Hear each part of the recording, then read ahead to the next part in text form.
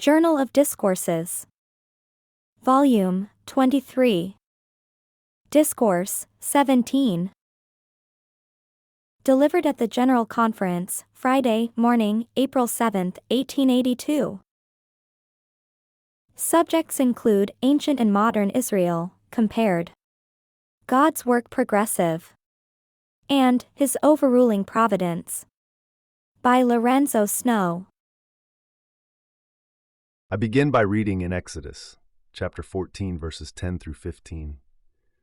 And when Pharaoh drew nigh, the children of Israel lifted up their eyes, and behold, the Egyptians marched after them, and they were sore afraid. And the children of Israel cried out unto the Lord. And they said unto Moses, Because there were no graves in Egypt, hast thou taken us away to die in the wilderness? Wherefore hast thou dealt thus with us, to carry us forth out of Egypt? Is not this the word that we did tell thee in Egypt, saying, Let us alone, that we may serve the Egyptians? For it had been better for us to serve the Egyptians, than that we should die in the wilderness. And Moses said unto the people, Fear ye not, stand still, and see the salvation of the Lord, which he will show to you today. For the Egyptians, whom ye have seen today, ye shall see them again no more, forever. The Lord shall fight for you, and ye shall hold your peace. And the Lord said unto Moses, Wherefore criest thou unto me? Speak unto the children of Israel that they go forward. There is an important lesson contained in these verses, and the lesson is not only applicable to this community as a whole, but to each individual. It appears that the children of Israel at the time referred to in the passage I have read were not very well acquainted with the Lord or with his ability to carry out his purposes. They, however, had not the opportunities of becoming acquainted with him, as have the Latter-day Saints. They had seen some of the works of the Lord wrought in the presence of the Egyptians, as well as in their own presence. But their hearts had not been touched, neither had their understandings been enlightened by the intelligence of the Holy Spirit, as has been the case with the Latter-day Saints. And therefore, when they were brought to face the Red Sea, which, to all human appearance, was impassable, and with the armies of the Egyptians pressing close upon them, their hearts failed them. The Latter-day Saints in latter days have been placed in circumstances very similar. I well remember in my own experience, the Latter-day Saints being placed in situations where it became very necessary for them to rely upon their knowledge of the things of God and their faith in His power to carry out His purposes. It is not at all strange that the Israelites at that time, possessing the little knowledge they did, should be considerably alarmed, or that they should display a great amount of ignorance and folly, having expressed themselves to Moses as being in doubt as to the propriety of attempting to deliver them from their fettered condition. Notwithstanding the Egyptians had been so severe upon them, and had taken the lives of their children, yet they had so little faith in the word of the Lord through their deliverer, Moses, that they were willing to still continue slaves rather than place themselves under the direction of the Almighty. They wished to know of Moses if there were not sufficient graves in Egypt, that it became necessary for them to be destroyed by the army of Pharaoh in the wilderness, and chided Moses for the course he had pursued, and wished themselves back in bondage. I do not think the Latter-day Saints in any period of their history have displayed such weakness and lack of faith.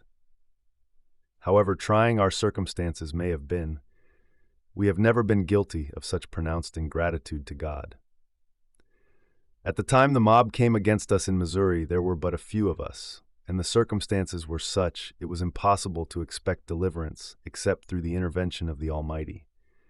There may, it is true, have been some persons at that time whose hearts failed them under the very trying circumstances in which we were placed, but they were very few. The Latter-day Saints had received the gospel accompanied by the Holy Spirit, and it was in consequence of that miraculous influence and power that was and had been upon them at various times, which caused them to have faith in their deliverance. They did not display the weakness and folly that we see manifested in the children of Israel on the occasion referred to in the verses I have read, as well as on many other occasions. There were a few, however, that wished to turn back to Babylon and give up their faith. the ordeal being too severe. In reading ecclesiastical history, we find that even the prophets on certain occasions displayed more or less weakness. And I have thought that Moses exhibited a little on this occasion. That is, if the translation be strictly correct. He saw the difficulties, and although he had more faith and knowledge in his bosom than all the faith and knowledge of the people put together, yet there seemed to be a feebleness in the course that he advised on this occasion. With the Red Sea in front and the army of Pharaoh pressing closely in the rear, the state of affairs, of course, seemed critical, and it was apparent to all. And while the people were bewailing their condition, Moses gave instructions, saying, "Fear ye not." Now that part of it was excellent, and may apply to the latter-day saints, and will always be applicable in whatever condition they may be placed. But the after part of the instruction I would scarcely think was exactly applicable on that occasion, and it certainly would not be to the latter-day saints in any situation or circumstance, namely, stand still and see the salvation of the Lord. It appears from this verse, which I will read, that Moses began to cry unto the Lord for deliverance. And the Lord answered him, saying, Wherefore criest thou unto me? Speak unto the children of Israel that they go forward. There was no standing still. There never has been since the day that the Almighty commenced to establish His work. The people have always been required to move on and never stand still. Although the Lord will work and accomplish wonders in regard to the deliverance of His people when impediments arise in the path of their progress, and no human power or ability can remove them, then God by His power will do so. But it is the business of those who profess to be engaged in His work, to move on, to go forward, and that too without murmuring or having to be urged. So long as there remains a step forward to be taken, that step should be taken. As in this case, it was not wisdom for the people to stand still to see the salvation of the Lord, but the word was, move on, go forward, have faith, so that when they should come to the water's edge and place their feet therein, that then the Lord would either move upon the Egyptians to stay the hand of destruction, or show His power in delivering them in some other way. But so long as they could make a move in the direction that God through Moses had appointed, it was their duty to do so. It may appear through our ignorance in not understanding fully the ways of the Lord and His purposes, that in our onward march in carrying out the program before us, we sometimes come to a stopping place for the time being. But the fact is, there is no such thing in the program, and there cannot be providing the people continue their labors, putting their trust in the promises of God. The apostles, notwithstanding the opportunities they had of acquainting themselves with the purposes of the Almighty, through personal converse with the Son of God, thought there was a time when they would have to stand still and cease their labors as ministers of God. When they saw the Savior hanging upon the cross in the agonies of death, their hearts failed them, and they concluded that all was over with them. They had thought that Jesus was to be King of Israel and deliver them from the Gentile yoke, but now their hopes seemed vain, and all was lost. Now said their leader, "Let us go a-fishing." Was there a cessation of the work of God when Jesus was suffering upon the cross? No, the work was still going on, but the apostles did not understand it. They did not seem to comprehend the fact that the purposes of God were being carried out when He was suffering upon the cross. But when Jesus appeared to them, after He arose from the tomb, He gave them to understand that in His suffering and death, the words of the prophets were being fulfilled, and He opened their understanding that they might understand the Scriptures. But the high priests of the Jewish faith, and all those who were foremost in the crucifixion of the Savior, believed they had accomplished their purpose in putting to death Him whom they feared would take away their name and nation,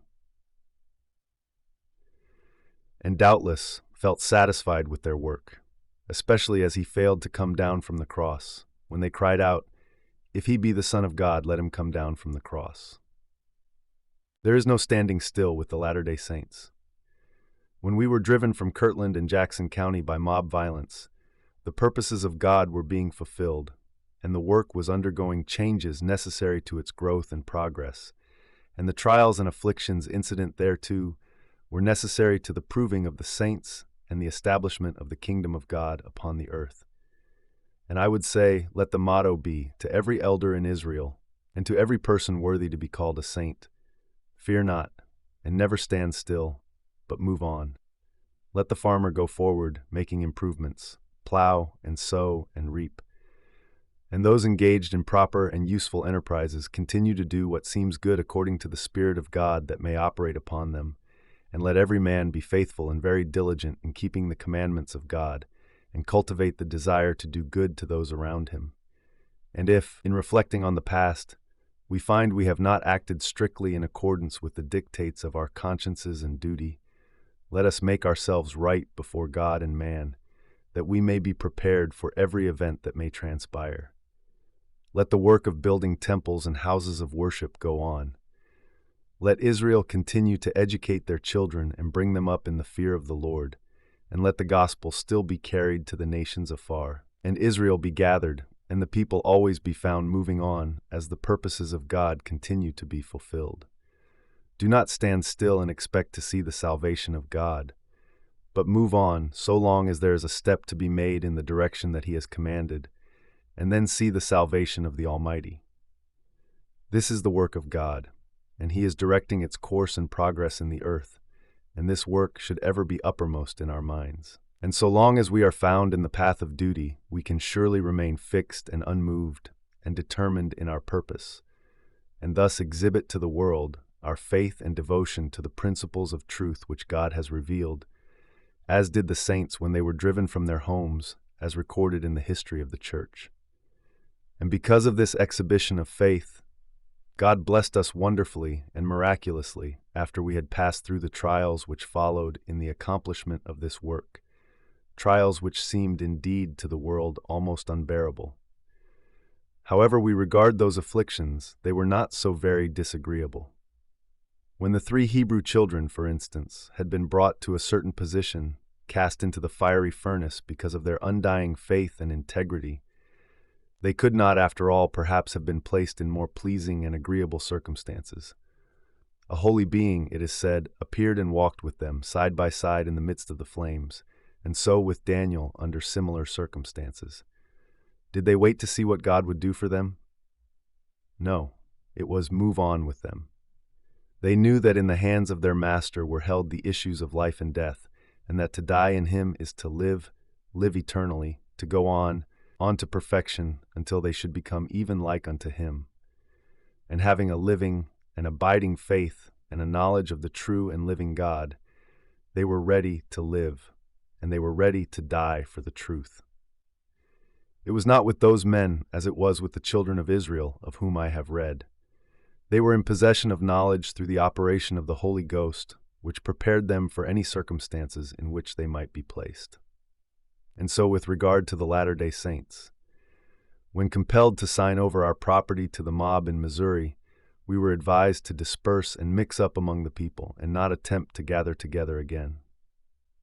And yet under these circumstances, the Lord moved upon the legislature of the state of Illinois to grant us a city charter in which there were favorable provisions that were not found in any other charter.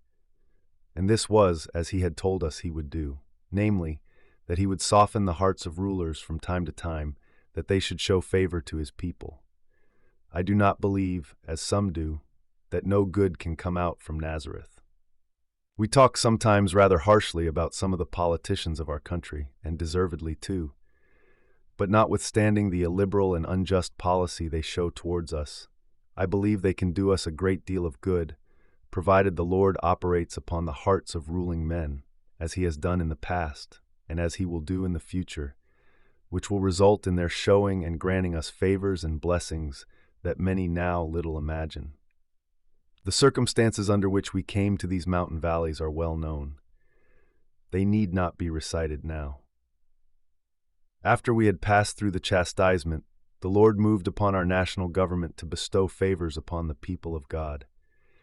They gave us what is called the Organic Act, a Bill of Rights as good as we could expect from their hands, and what was more, they conferred political favor upon our leader, our prophet and president, Brigham Young, by making him governor of the territory. And who would have thought of such a thing? Any man that would have predicted such a thing at the time we were being driven from Missouri would have been considered, to say the least, an enthusiast. And besides that, one of our United States judges was a Mormon elder. The Secretary of the Territory was also a Mormon elder. And who, let me ask, did this?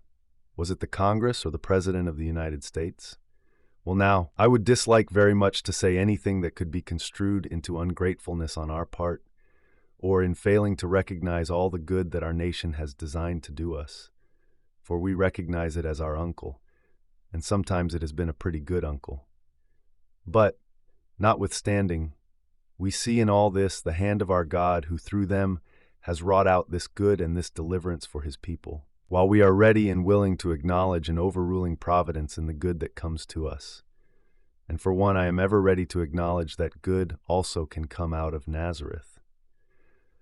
We can certainly afford to suffer a little when at times we perceive magnanimity displayed towards us by our government, which has been the case in the past, and which I firmly believe will be in the future, despite the pressure that is being brought to bear against us and the nature of the means that are being now employed. The Lord moved upon rulers in former generations. He moved upon infidel kings to favor his people, and he is the same God now as then. We talk about the Edmunds Bill, what it is going to do. I do not pretend to say, neither do I think that its framers and abettors know what is going to come of it. One thing I have noticed, and that is that congressmen themselves differ widely with regard to certain of its provisions, and that being the case, it would perhaps become us to wait and watch. But there is one singular feature about it relating to plural marriage, and about that allow me here to say, I happen to have some knowledge of it as a principle of revelation belonging to the religion we have espoused.